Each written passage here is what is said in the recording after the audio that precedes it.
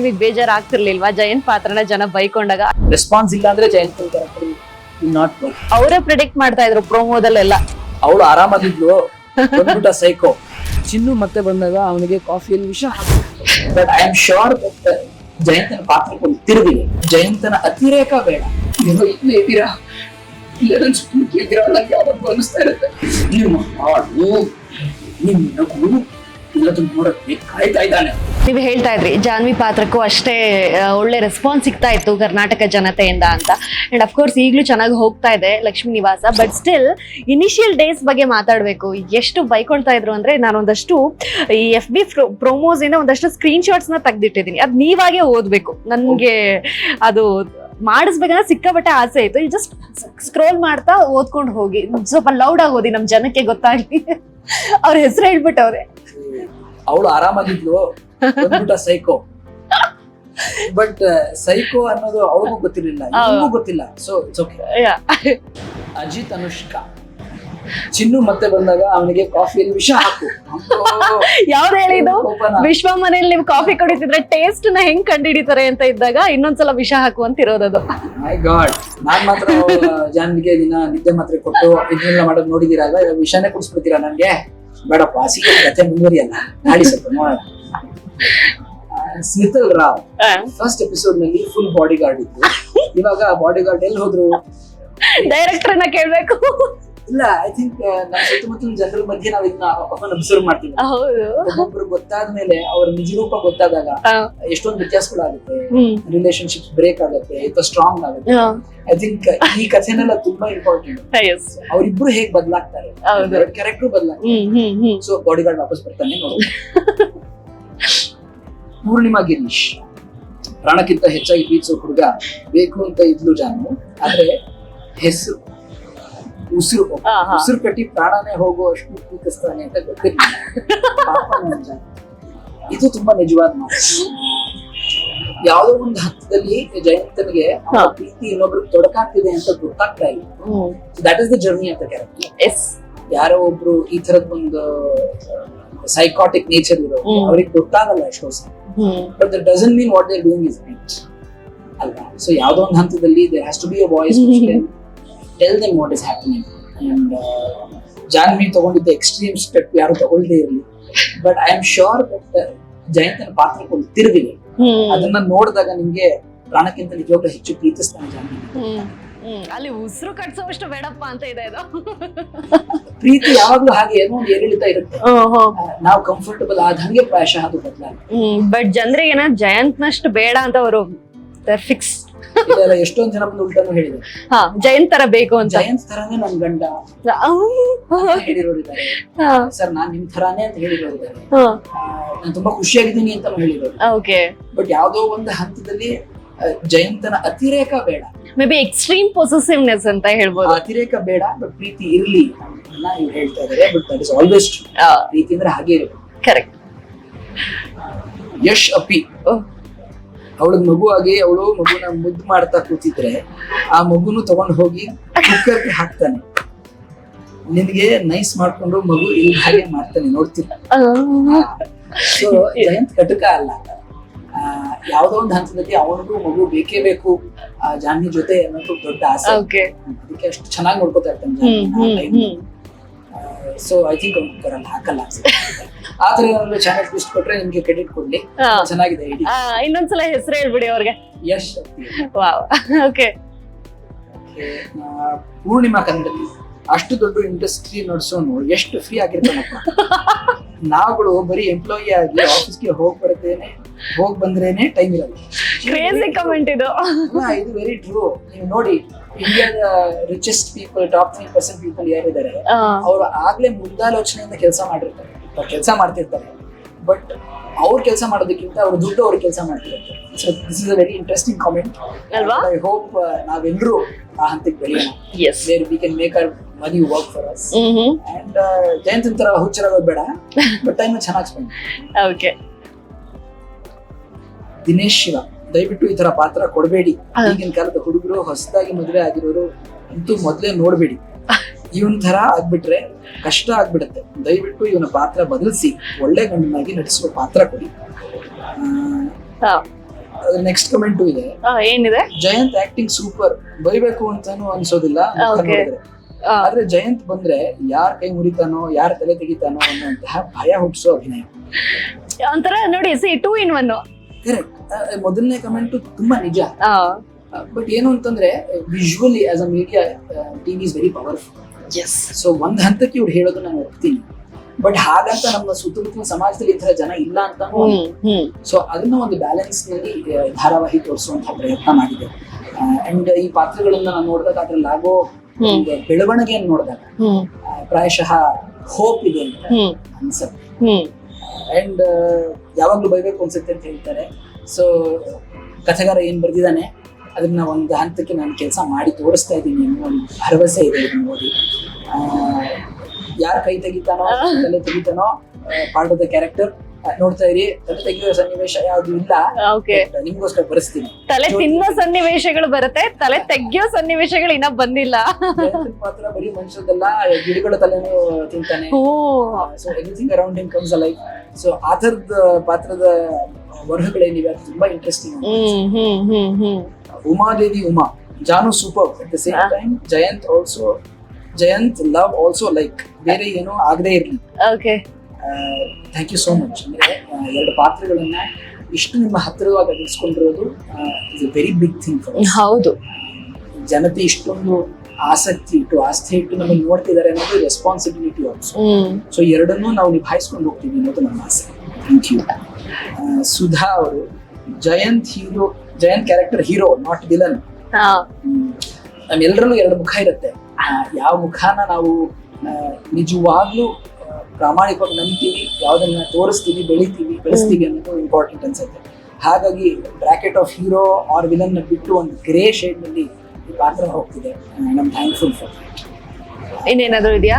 ಶ್ಯಾಮಲಾ ಸತ್ಯ, ಇದೇನು ಸೂರ್ಯ ಯಾವ ದಿಕ್ಕಿನಲ್ಲಿ ಇವನು ಇಷ್ಟು ಮುದ್ದು ಮಾಡೋದನ್ನು ನೋಡಿದ್ರೆ ಭಯವೂ ಆಗುತ್ತೆ.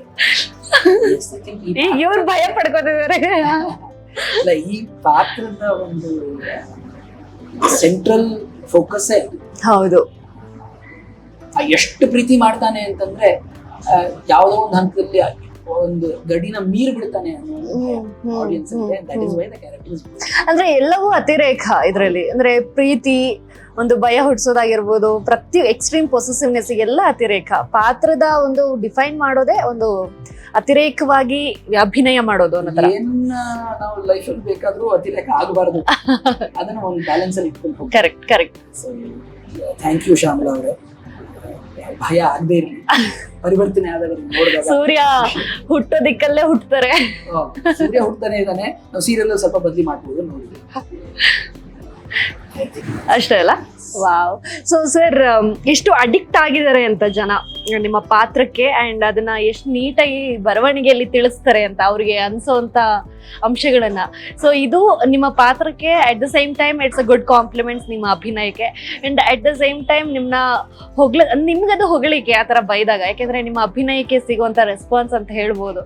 ಸೊ ಹೆಂಗ ಅನಿಸ್ತು ಇದೆಲ್ಲ ಓದಿ? ಯಾವ್ದೋ ಒಂದು ನಿಟ್ಟಿನಲ್ಲಿ ನಾನು ಮುಂಚೆ ಎಲ್ಲ ಕಮೆಂಟ್ಸ್ ಓದ್ತಾ ಇದ್ದೆ, but when it got too much, ಅಂದ್ರೆ ತುಂಬಾ ಕಮೆಂಟ್ಸ್ ಬರೋಕ್ ಶುರುವಾದಾಗ, ಅಥವಾ ಕ್ಯಾರೆಕ್ಟರ್ ನಾನು ಮಾಡೋದನ್ನ ಎಫೆಕ್ಟ್ ಆಗ್ಬಾರ್ದು ಕಮೆಂಟ್ಸ್ ಓದಿ ನಿಲ್ಸಿದ್ದೆ. ಬಟ್ ನಾವು ಸೆಟ್ಟಿಗೆ ಹೋದಾಗ ಯಾವ್ದೋ ಒಂದು ಹಂತಕ್ಕೆ ಎಲ್ಲದನ್ನು ಓದಿ, ಇವ್ರು ನಮ್ಗಿಂತ ಚೆನ್ನಾಗಿ ಯೋಚನೆ ಮಾಡ್ತಿದಾರಲ್ಲ, ಅಂದ್ರೆ ನಾವು ಸ್ಕ್ರಿಪ್ಟ್ ಓದೋದ್ ಏನು ಬಂದಿದೆ ಅದನ್ನ ಬಿಟ್ಟು ಇವ್ರಿಗೆ ಹೇಳಿರೋ ಐಡಿಯಾಸ್ ತುಂಬಾ ಚೆನ್ನಾಗಿದೆಯಲ್ಲ. ಸೊ ಐ ಥಿಂಕ್ ಯಾವುದೇ ಒಂದು ಸೀರಿಯಲ್ಗೆ ಅದೊಂದು ಹೆಗ್ಗಳಿಕೆ. So I am very glad ಜನ ನೋಡ್ತಿದ್ದಾರೆ. ಎಸ್, ಇನಿಷಿಯಲ್ ಸ್ಟೇಜಸ್ ಅಲ್ಲಿ ಪ್ರೋಮೋದಲ್ಲಂತೂ ಸಾವಿರಾರು ಕಮೆಂಟ್ಸ್ಗಳು, 100,000 ಶೇರ್ಸ್ಗಳು, ಅದೆಲ್ಲ ಖುಷಿ ಕೊಡುತ್ತೆ ಒಬ್ಬ ನಟನಿಗೆ. ಅಫ್ಕೋರ್ಸ್ ಇಡೀ ಧಾರಾವಾಹಿ ತಂಡಕ್ಕೆ ಅದೊಂದು ಗುಡ್ ರೆಸ್ಪಾನ್ಸ್ ಅಂತ ಹೇಳ್ಬೋದು. ಸೊ ಈಗ ಜಯಂತ್ ಅವ್ರನ್ನ ನಾವು ಕೂರಿಸ್ಕೊಂಡು ಜಯಂತ್ ಡೈಲಾಗ್ ಹೇಳಿಸ್ಲಿಲ್ಲ ಅಂದ್ರೆ ತುಂಬಾ ತಪ್ಪಾಗತ್ತೆ. ಒಳ್ಳೆ ರಾ ಡೈಲಾಗ್ ಹೇಳಿ, ಅಂದ್ರೆ ಈ ಜಯಂತದ ಹೆಂಗಂದ್ರೆ ಇಲ್ಲಿ ಇರೋರೆಲ್ಲ ಎದುರುಬೇಕು, ಎಲ್ಲರೂ ಕಾಕ್ರೋಚ್ ಬೇಡವಾ? ಓಕೆ, ಮರಿ ನೀವ್ ಯಾಕೆ ಬಿಟ್ಟು ಹೋದ್ರಿ? ನೀವೇ ನನ್ನ ಜೀವ, ನನ್ನ ಜೀವಳ ಅಂತ ನಿಮ್ಗೆ ಗೊತ್ತಿಲ್ವಾ? ಯಾಕೆ ಮರಿ ಮೊನ್ನೆ ಒಂದ್ಸಲಿ ನೀವು ನನ್ನ ಹತ್ರ ಬಂದು ಹೀಗೆಲ್ಲ ಆಗ್ತಿದೆ ಅಂತ ಹೇಳಿದ್ರೆ ನಾನು ಬದಲಾಗ್ಬಿಡ್ತಿದ್ದೆ. ಚಿಕ್ಕ ಮರಿ ಬದಲಾಗ್ಬಿಡಿ. ನೀವೆಲ್ಲೋ ಇಲ್ಲೇ ಇದ್ದೀರಾ, ಇಲ್ಲೇ ನನ್ನ ಸುತ್ತಮುತ್ತ ಇದ್ದೀರಾ ನಂಗೆ ಯಾವಾಗ್ಲೂ ಅನಿಸ್ತಾ ಇರುತ್ತೆ. ಬೇಗ ಸಿಕ್ಕಿರ್ತೀರಿ ಅಲ್ವಾ, ನಿಜ ಅಂತ ಕಾಯ್ತಾ ಇರ್ತಾರೆ ನಿಮ್ ಹಾಡನ್ನು ಕೇಳಕ್ಕೆ, ನಿಮ್ ನಗನ್ನು ನೋಡಕ್ಕೆ.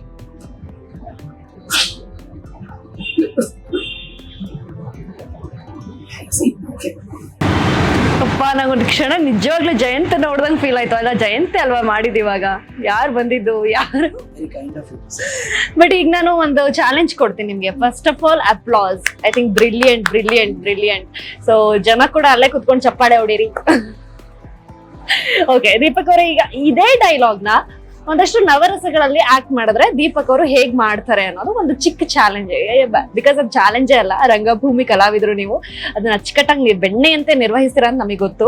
ಬಟ್ ಸ್ಟಿಲ್ ನಾನು ಇದೇ ಡೈಲಾಗ್ ನ ಒಂದೊಂದೇ ರಸ ಹೇಳ್ತಾ ಹೋಗ್ತೀನಿ, ಆ ರಸದ ಪ್ರಕಾರ ನೀವು ಮಾಡ್ತಾ ಹೋಗ್ಬೇಕು. ಓಕೆನಾ? ಯಾವ್ದಾದ್ರು ಚಿಕ್ಕ ಡೈಲಾಗ್ ತಗೊಳ್ಳಿ, ಓಕೆ ಪರವಾಗಿಲ್ಲ. ಅಟ್ಲೀಸ್ಟ್ ಒಂದು ಲೈನ್ ಅನ್ನೋ ತರ, ಒಂದ್ ಸೆಂಟೆನ್ಸ್ ಅನ್ನೋ ತರ ತಗೊಳ್ಳೋಣ. ಅದನ್ನ ನಾನು ಒಂದಷ್ಟು ನವರಸಗಳದ್ದು ಹೆಸರು ಹೇಳ್ತಾ ಹೋಗ್ತೀನಿ, ಆ ತರ ಮಾಡ್ತಾ ಹೋಗ್ಬೇಕು. ಸೊ ಓಕೆ, ಮೊದಲನೇದಾಗಿ ಶೃಂಗಾರ. ಚಿಕ್ಕರಿ, ನೀವು ಆದಷ್ಟು ಬೇಗ ಬಂದ್ಬಿಡ್ತೀರಿ. ಈ ಜಯಂತ ಯಾವಾಗಲೂ ಜಾನಪದ ಕಲಿತಾನೆ ಇರ್ತೀವಿ. ನಿಮ್ಮ ಯಾವಾಗಲೂ ನನ್ನ ಸುತ್ತ ಬಿಡ್ತಾನೆ. ಜಾನ್ವಿ ಫುಲ್ ಕರ್ಗೋದ್ರು. ಹಾಸ್ಯ. ಚಿನ್ಮರಿ, ಇದೇ ನಿಮ್ ಜಯಂತ ಯಾವಾಗಲೂ ಕಾಯ್ತಾನೆ ಇರ್ತಾನೆ. ತುಂಬಾ ಲೇಟ್ ಮಾಡ್ಬಿಡಿ, ಬೇಗ ಬಂದ್ಬಿಡಿ ಆಯ್ತಾ? ನಿಮ್ ಹಾಡು, ನಿಮ್ ನಗು ಎಲ್ಲದಕ್ಕೂ ಜಯಂತ ಕಾಯ್ತಾ ಇರ್ತಾನೆ. ಹೌದ್ರಾ? ಚಿನ್ನು ಮರಿ, ಈ ಜಯಂತ ನಿಮ್ಗೋಸ್ಕರ ಕಾಯ್ತಿದ್ದಾನೆ ಅಂತ ನಿಮ್ಗೆ ಗೊತ್ತಾಗಲ್ವಾ? ನಿಮ್ಮ ಹಾಡು, ನಿಮ್ ನಗು ಎಲ್ಲದನ್ನು ನೋಡಕ್ಕೆ ಕಾಯ್ತಾ ಇದ್ದಾನೆ. ಬಂದ್ಬಿಡಿ ಬೇಗ. ವೀರ. ಚಿನ್ನುಮರಿ, ಈ ಜಯಂತ ಚಾನಲ್ ಯಾವತ್ತೂ ಬಿಟ್ಟಿರಲ್ಲ. ನಿಮ್ಮ ಹಾಡು ಕೇಳಕ್ಕೆ ಯಾವಾಗಲೂ ಜೊತೆಗೆ ಬೇಗ ಬಂದ್ಬಿಡಿ. ಭಯಾನಕ. ಚಿನ್ನುಮರಿ, ನೀನು ಬೇಗ ಬರ್ತಿದ್ದಪ್ಪ. ನೋಡಿ, ನಿನ್ ಹಾಡು, ನಿನ್ ನಗು ಯಾವಾಗ್ಲೂ ಕೊಡ್ತಾ ಇರುತ್ತೆ. ಚಿನ್ನುಮರಿ, ಬೇಗ ಬಂದ್ಬಿಡಿ, ಕಾಯ್ತಾ ಇರ್ತಾರೆ. ಬಂದ್ಬಿಡಿ. ಬಿಭತ್ಸ. ಚಿನ್ನುಮರಿ, ಜಯಂತ ಯಾವಾಗ್ಲೂ ನಿಮ್ಗೆ ಕಾಯ್ತಾ ಇರ್ತೀನಿ.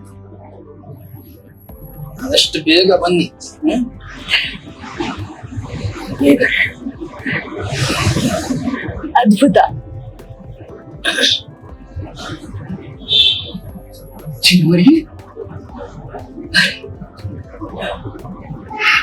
ಈ ಜಯಂತ ಯಾವಾಗ್ಲೂ ನಿಮ್ಗೆ ಕಾಯ್ತಾ ಇರ್ತಾನೆ. ಬೇಗ ಬಂದ್ಬಿಡ್ತೀರಿ ಅಲ್ವಾ? ಅರೆ, ನಿಮ್ ಹಾಡು, ನಿಮಗೂ ಯಾವಾಗೂ ನನ್ನ ಹತ್ರನೇ ಗುಯ್ಗುಡ್ತಾ ಇರುತ್ತೆ. ಬೇಗ ಬನ್ನಿ. ಶಾಂತ. ಚಿನ್ಮರಿ, ನಿಮ್ಮ ಹಾಡು, ನಿಮಗೂ ಯಾವಾಗೂ ನನ್ನ ಸುತ್ತಮುತ್ತಲೇ ಗುಯ್ಗುಡ್ತಾ ಇರುತ್ತೆ. ನಿಮಗೋಸ್ಕರ ನಿಮ್ಮ ಕ್ಷೇತ್ರ ಕಲಿತಾನೆ. ಆದಷ್ಟು ಬೇಗ ಬನ್ನಿ.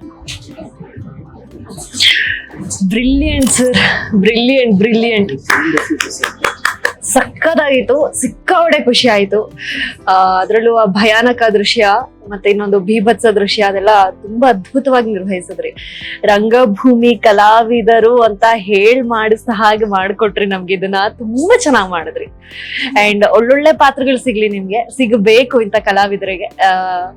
ತುಂಬಾ ಒಳ್ಳೇದಾಗ್ಲಿ ನಿಮ್ಗೆ. ತುಂಬಾ ಖುಷಿ ಆಯ್ತು. ತುಂಬಾ ಒಂಥರ ಡಿವೈನ್ ಫೀಲ್ ಸಿಕ್ತು ನನಗೆ. ಒಂದು ಖುಷಿ ಆಗೋಯ್ತು. ಮೊದಲನೇ ಎಪಿಸೋಡ್ ಕರೆದಿದ್ದಕ್ಕೆ. ರಂಗಭೂಮಿ ಕಲಾವಿದರಾಗಿರೋದ್ರಿಂದ ಆ ಒಂದು ತುಣುಕನ ನಾವು ಇವಾಗ ದೀಪಕ್ ಅವ್ರ ಕಡೆಯಿಂದ ನೋಡ್ಬೇಕು. ಯಾವ್ದಾದ್ರು ಒಂದು theatre dialogue. Hi, I am horn from Arunachal. I moved to Australia when I was 19. thought I would do the world in alphabetical order, but stopped when I realized Austria was next. It might sound funny to you, but my proudest achievement is that I have a job. First few months I was a cleaner and a fruit picker, but the work never lasted. It was hard to find a real job, especially as a foreigner with no skills or experience.